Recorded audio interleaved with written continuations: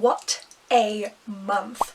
14 books, over 4,100 pages read. How I manage this, I have absolutely no clue. To quickly blast through some stats before I get to the books themselves, I read 1 hardback, 5 paperbacks, 7 audiobooks and 1 ebook. That's how I manage this much, is those audiobooks. I read from 5 English authors, 7 American authors, 1 Canadian author and 1 Indigenous America author from the Tiamoak tribe. I read from 9 female authors and 5 male authors, and my average star rating ended up as a 4 star. What an amazing month! And the shortest month of the year? I don't know, but let's dive straight into what I actually read. First up, I read Oliver Twist, The Adventures of Oliver Twist by Charles Dickens, one of the 4 books in this collection, so I've now read half of this.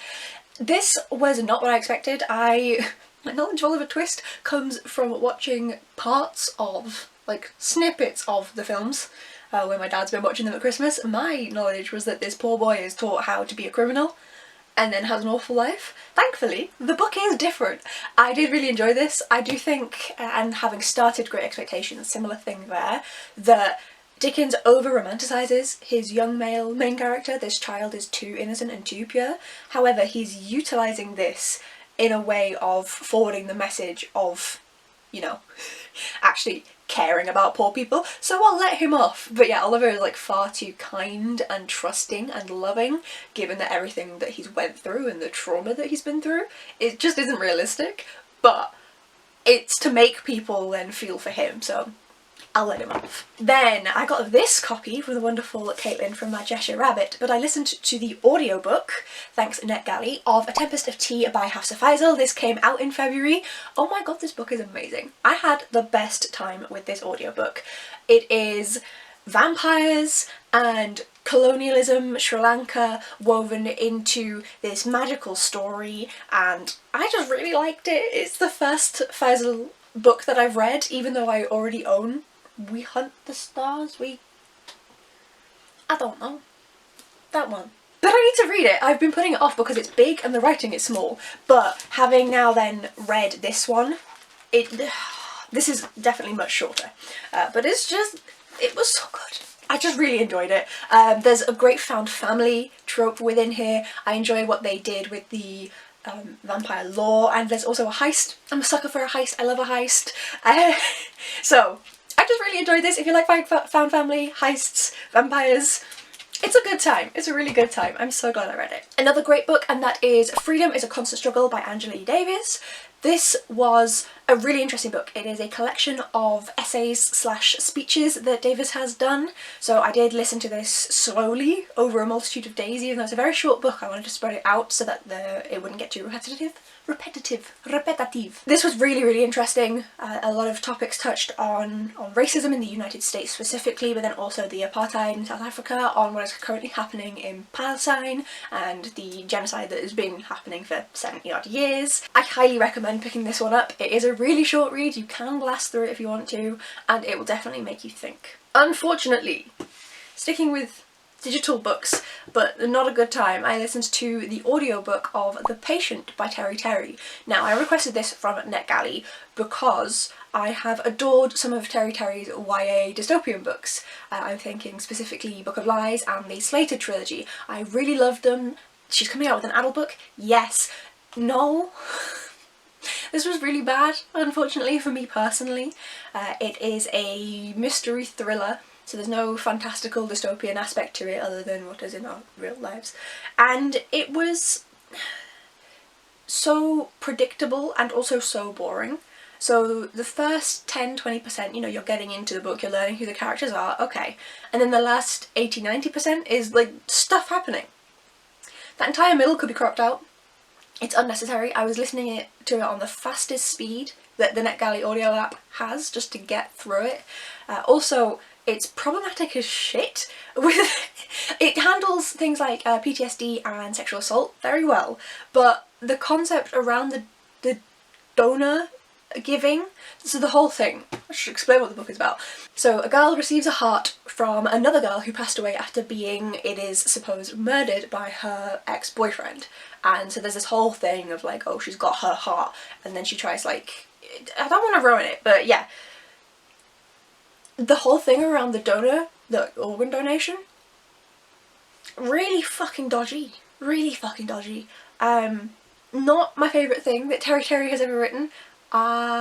It's made me a lot less excited to pick up Mind Games, which I have on my TBR by her. It is one of her YA ones, so it does have a higher likelihood of actually being good for me, for my personal reading tastes. But yes, this one was just too slow, too dull, too predictable.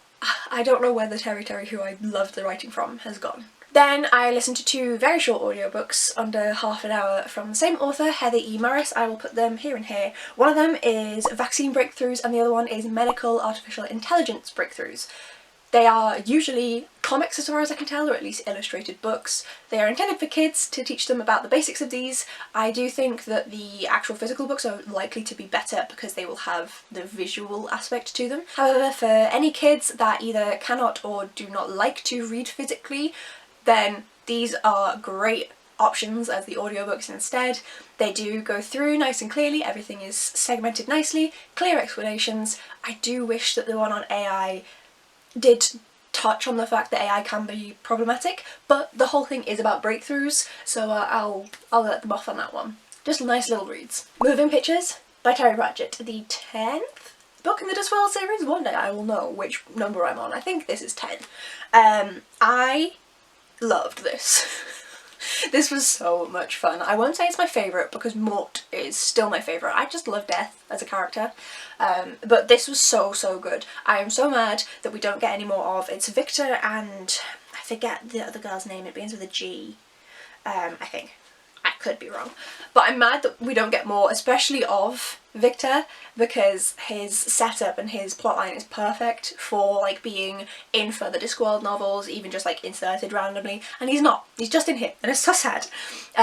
This one, if you couldn't guess, is all about mixing Discworld and also the magic of film, and I really enjoyed how they had movie magic mixed in with Discworld magic and the way that was done. I just think this was a great time. Lots of references to films. I will have missed half of them because I don't watch a lot of films, but I did get some of them. This is just a really fun time, and I do think that this would be a decent point to jump in to Discworld, a bit like Pyramids, where you don't need to have read previous things. It kind of was fun for me because I got like a little bit of, oh yeah, I already know these wizards when they're involved, but you don't need it, and it's a lot of fun. I do recommend this one. Maude Horton's Glorious Revenge by Lizzie Pook. This one was both fun and disappointing. The most disappointing part is that there was no glorious revenge. There was just about revenge, but it wasn't glorious. And also, despite being the self-titled Maude, she was not the main character of this book. So we have multiple points of view. One is from Maude, one is from her sister Constance, who is hidden away on a ship bound for the Arctic pretending to be a boy, and the other one is the person who then murdered Constance and who Maude is trying to get revenge on. Constance's diaries are my absolute favourite bit of this book. I really loved reading those. I think they were really well written, really atmospheric, and I really got into the environment that we were in. I also quite enjoyed the murderer's points of view. We know who it is, it's not too much of a mystery, that's explained quite soon on, but I'll leave it for you to discover if you do want to read this. And I actually really enjoyed them. They're really dark. They do give kind of an explanation, but no excuse for why he's so sick and twisted. But I actually really enjoyed seeing his machinations and how his mind was working. Maude was interesting, but she kept withholding information, so she would not tell the reader the full story of what was actually happening and what she was intending, and so the reader's trying to find it out from the murderer's point of view, and it was weird, kind of having an actual direct point of view from someone and then they're withholding information.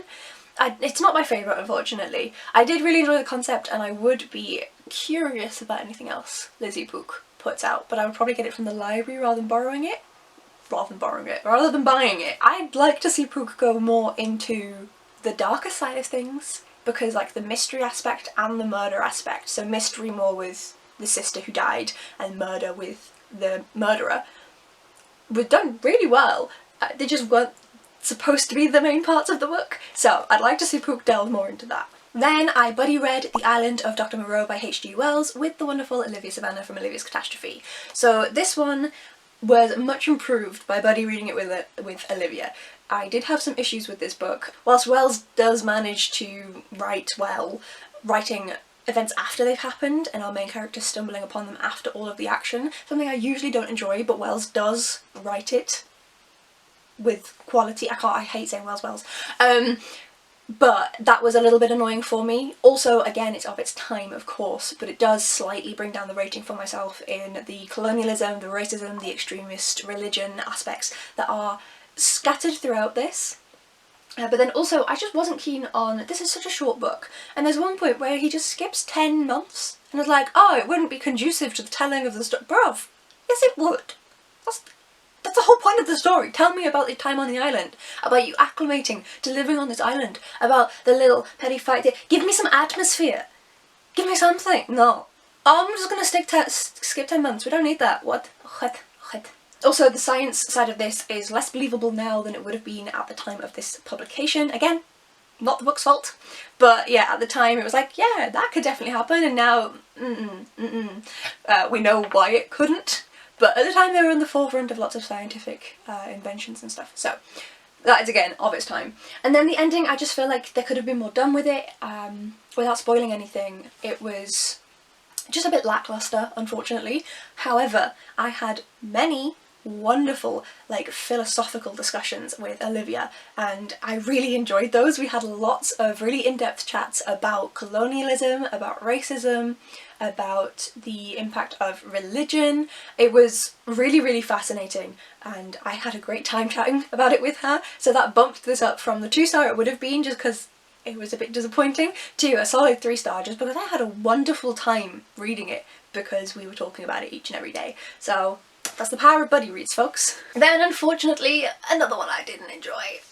The Luminaries by Susan Dennard. So I listened to this via audiobook, but I do also have this physical copy. I will say that throughout this physical copy there are some really gorgeous bits of artwork.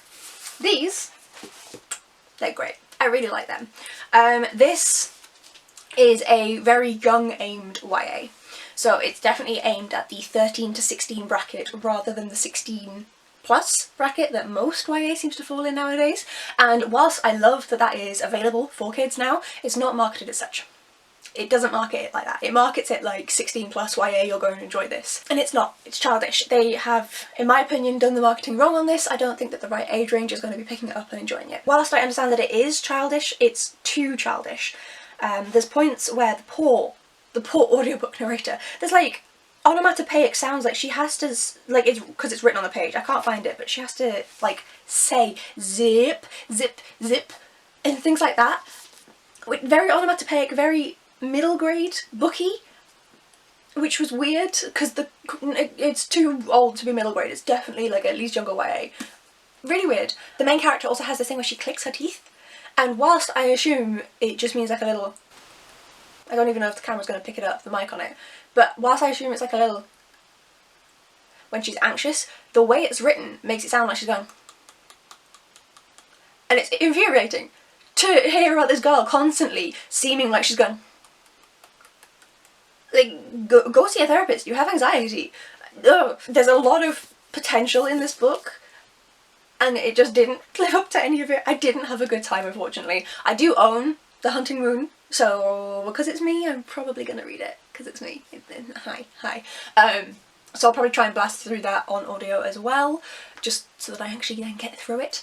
But yeah, I think if you are a younger reader, or if you still do really like reading things from that younger age bracket, totally fair regardless of your age, then I think this would be a fun read for you. Unfortunately, I am skewing quite heavily towards adult books now, and so this just wasn't for me.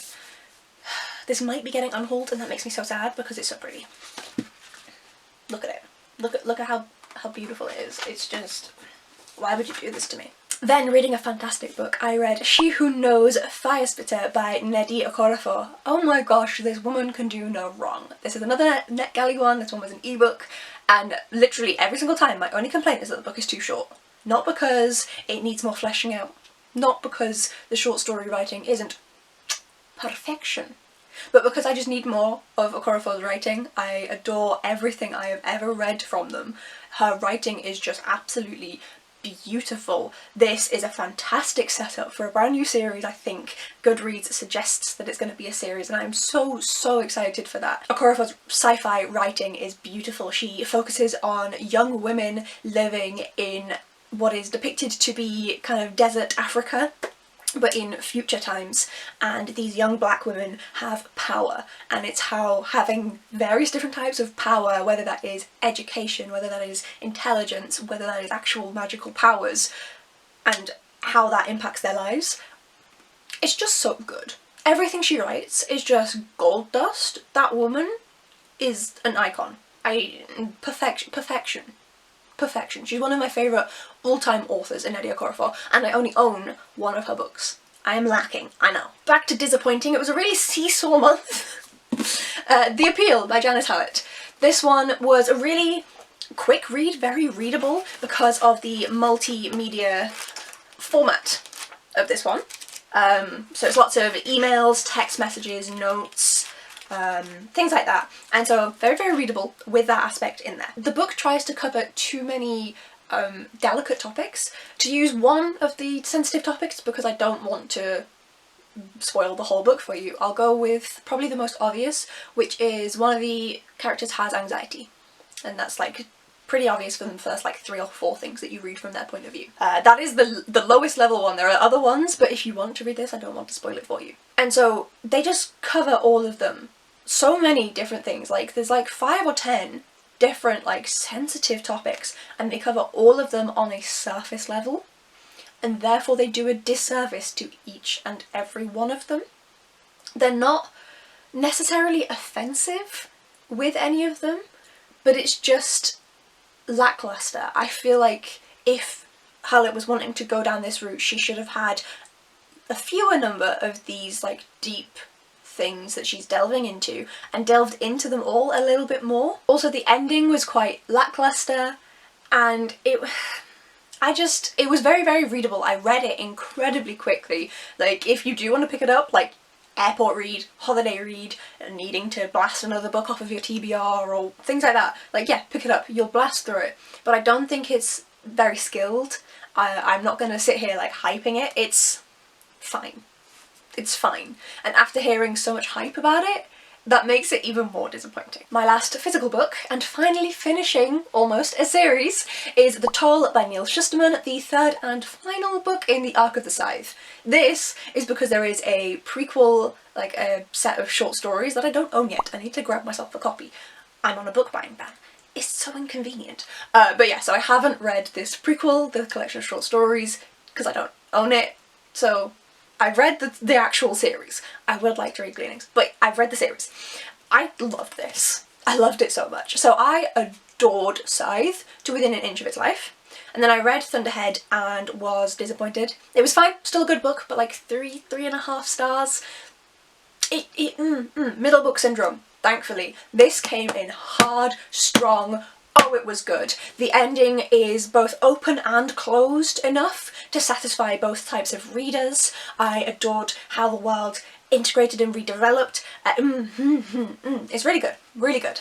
Discussions on AI, on humanity, on death, on power, on what humans should be. Neal Shusterman does it again. Like, another writer that I have adored. This one I have adored since I was a child. I forget the name of the series every time. I think it was Unwound. I need to rebuy them. They're on my wish list. I will get them. The book buying ban. Oh, in 2025 I'm going to be buying so many books. But yes, so I loved this. This was such a good time. My memory card decided to fill up in the middle of me ranting about how much I love this book. I am offended. But I love it. It is a fantastic end to a series. I think it is done brilliantly well. It is such a pity that Thunderhead does have a little bit of a dip, but this is beautiful, and Neal Shusterman has been an author that I've loved since I was a child, and he is showing that he is still just as good today. And then my final read of the month was The Rediscovery of America by Ned Blackhawk. This was another audiobook that I read on NetGalley. Like I said, I was heavy on those ARC audiobooks this month, and this is a non-fiction that I was expecting to be all about what the people who emigrated to America did to the indigenous peoples. I was wrong. This is essentially a history book of the United States of America, but primarily from an Indigenous point of view and focusing on the Indigenous peoples. So not at all what I was expecting, but very, very educational. I will say, going in as a Brit did make this one interesting, especially with not knowing it was that going in. That is my own fault, but a lot of the times they're mentioning names of presidents and people important in US history that I just don't know. Like, I know a lot of the big names of the presidents, but they named a few presidents and I was like, I didn't know there was a president with that name at all. So be aware of that. If you're American, this will be amazing. Like, the research that has went into this, it's done beautifully.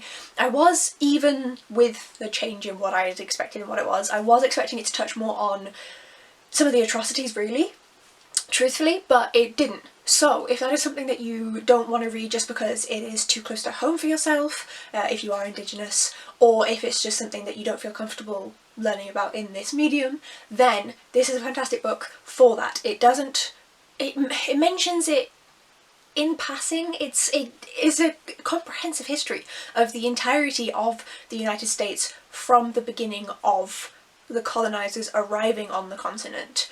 It mentions a little bit about what happened pre, like 1600s boom. It's fantastically written. I wasn't keen on the narrator of the audiobook, I'm not gonna lie. Wouldn't recommend the audiobook. It sounded like IA. It sounded like AI generated at points. So not a recommendation I would give, but the actual content of the book itself was fascinating, really educational. I definitely learnt a lot and I really recommend this book. And that is my February reading. I mean, this is it doesn't help that that's a bind-up of all of Dickens's book, but this is a hell of a stack on its own. And then I read, how many audiobooks was it? 7? And some ebooks! So I had a fantastic month. Let me know down below what your favourite book of the month was. I am torn between two.